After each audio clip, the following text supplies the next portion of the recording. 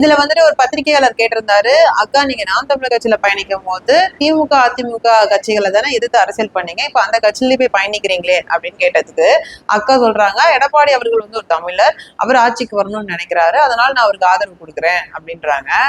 அவர் தமிழரா இருந்தாலும் நல்லவரா அப்படின்றத நீங்க பாக்கணும்லக்கா. அவர் மக்களுக்கான அரசியல் செய்யறாங்களா அப்படின்னா இல்ல. இரு பேரும் திராவிட கட்சிகளான திமுக அதிமுக ரெண்டுமே ஊழல் கட்சி. இதனாலதான் நீங்க எதிர்த்து இத்தனை ஆண்டு காலம் அரசியல் பண்ணீங்க. இப்ப எதன் அடிப்படையில நீங்க அந்த கட்சியோட பயணிக்க போறேன்னு சொல்றீங்க? சரி, இது கூட போட்டுங்க.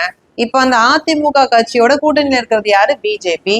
பிஜேபி வந்துட்டு ஆட்சி அதிகாரத்துல வந்த இந்த 11 ஆண்டு காலமாவே மீனவர்களுக்கு உரிய பாதுகாப்பு அவங்க கொடுக்கல. நித்தம் தமிழக மீனவர்கள் மீன் பிடிக்க போகும்போதெல்லாம் இலங்கை அரசால பாதிப்புக்குள்ளாறாங்க. அவங்களுடைய படகை கைப்பற்றிடுறாங்க, வலையை அறுத்து விட்டுறாங்க, அவங்களை சிறைப்படுத்திடுறாங்க. இதெல்லாம் எதிர்த்து கேள்வி கேட்க வேண்டிய இந்திய அரசு மாறா இலங்கை அரசோட நட்பு பாராட்டுது. இது மட்டுமா, இந்திய அரசு கிட்ட பெரிய கப்பல் படை இருக்கு.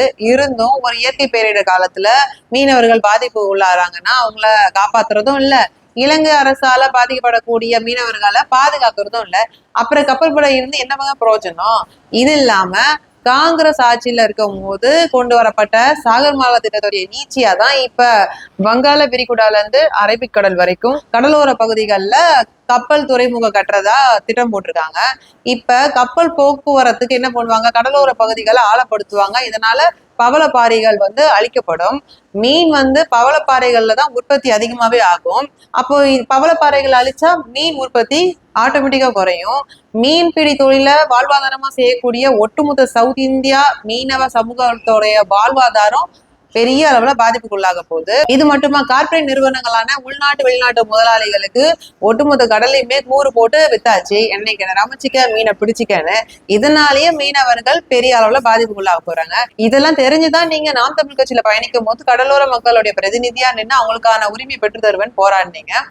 இப்ப யாரால கடலோர மக்களுடைய வாழ்வாதாரம் பெரிய அளவுல பாதிக்கப்படுதோ அந்த கட்சியோடய போய் இணைஞ்சுக்கிட்டு அவங்களுக்கான உரிமையை எப்படிக்கா பெற்று தருவீங்க? இப்ப உங்களுடைய இந்த முடிவால ஒட்டுமொத்த உலக தமிழர்களுடைய நம்பிக்கையையும் மீனவ சமுதாய மக்களுடைய நம்பிக்கையையும் நீங்க இழந்துட்டீங்க.